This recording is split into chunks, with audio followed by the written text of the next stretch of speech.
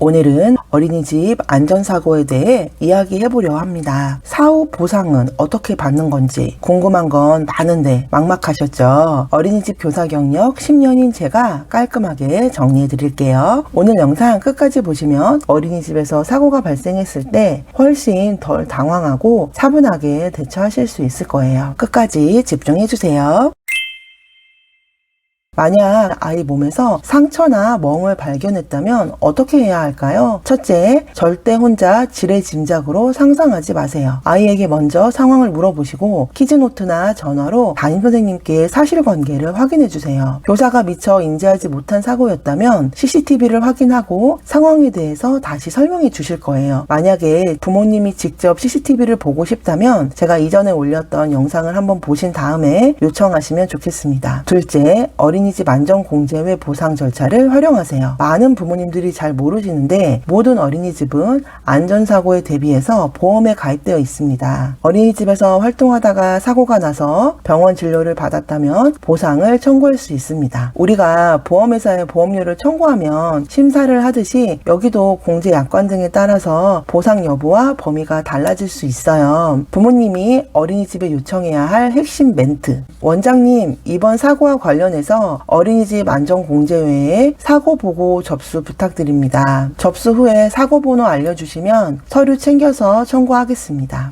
졸업 후에도 보상을 받을 수 있기 때문에 사고 접수 번호와 관련 서류는 반드시 모아서 보관하세요. 아이들끼리 놀다 보면 친구와 부딪히거나 실수로 친구를 다치게 하는 일이 생깁니다. 친구와 부딪혀 이가 부러졌다면 당장의 치료비뿐만 아니라 향후 연구치까지 영향을 줄 수 있습니다. 영유아의 생명, 신체 피해를 보상하기 위한 보험에 가입되어 있는 만큼 지속적인 치료가 필요하다면 어린이집에 사고 접수를 요청하세요. 일부러 그런 건 아니더라도 친구가 다쳤다면 먼저 상대 아이의 상태를 걱정해주는 태도가 중요해요. 다친 아이는 괜찮나요? 많이 놀라셨겠네요. 저희 아이한테도 앞으로 친구랑 놀 때 조금 더 조심할 수 있게 이야기해 줄게요. 이렇게 이야기해 주시면 좋죠.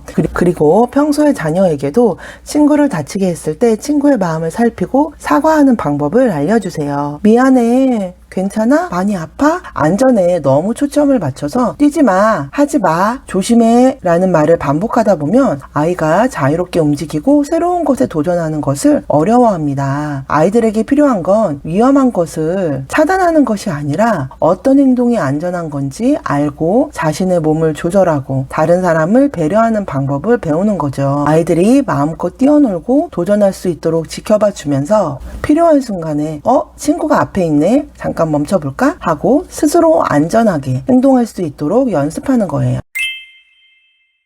여름철에 바깥놀이를 할 때 뜨거운 놀이기구를 만지거나 미끄럼틀을 타다가 화상을 입는 경우가 종종 있습니다. 흉터 치료는 단계에 끝나지 않는 경우가 많아요. 추후에 흉터 레이저 치료나 성형외과적 처치도 필요할 수 있습니다.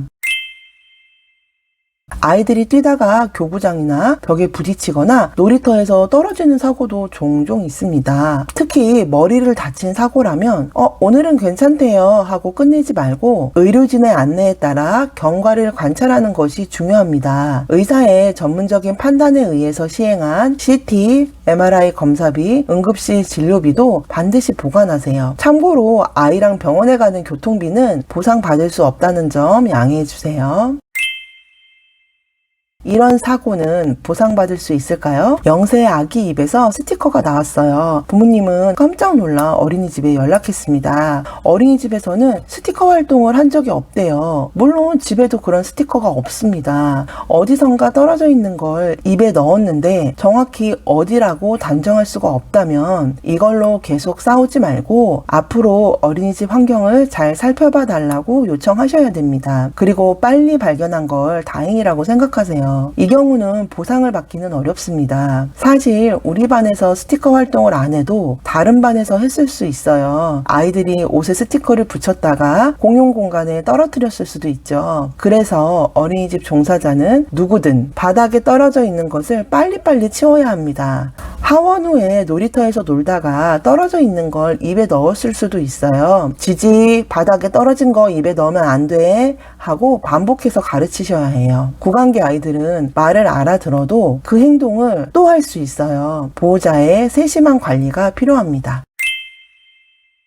친구가 꼬집거나 물었어요. 24개월 이전의 아이들은 자신의 감정이나 요구를 말로 충분히 표현하기 어렵기 때문에 말보다 몸이 먼저 나가는 경우가 많습니다. 그래서 물고, 꼬집고, 던지고, 핥히는 행동을 해요. 문제는 훈육한다고 해서 바로 행동이 사라지지는 않아요. 반복해서 알려주고 기다려주는 시간이 필요합니다. 대부분 병원 치료까지 받지는 않지만 부모님은 그 상처를 볼 때마다 속상할 수밖에 없어요. 그래서 평소에 아이의 손톱을 짧고 매끈하게 관리해 주셔야 합니다. 서로를 위한 배려예요. 그렇다면 우리 아이가 친구를 물거나 꼬집었다면 어떻게 하면 좋을까요? 저는 메디폼이랑 짧은 쪽지를 함께 준비해서 보내는 방법을 권하고 싶어요. 선생님께 주시면 다친 친구한테 전달해 주실 거예요. 메디폼 하나 붙인다고 상처가 빨리 낫는 건 아니에요. 하지만 그 안에는 우리 아이가 친구를 다치게 해서 미안하다, 아이의 상처를 걱정하고 있다, 이런 부모님의 마음이 담겨 있는 거죠. 사실 아이의 상처는 생각보다 빨리 아물고 아이들은 또 다음날 아무렇지도 않게 만나 함께 놀기도 합니다. 그런데 아이의 상처보다 오래 남는 건 부모님의 마음일 때가 있어요. 특히 첫 아이를 키우는 부모님이라면 더 속상하고 예민하게 받아들일 수 있죠. 같은 반 친구를 매일 만나고 내년에도 계속 함께 지낼 수 있잖아요. 진심으로 미안한 마음을 표현하되 부모님들끼리 감정이 상해서 불편한 관계가 되지 않도록 조금은 여유를 갖고 바라보는 것이 필요합니다.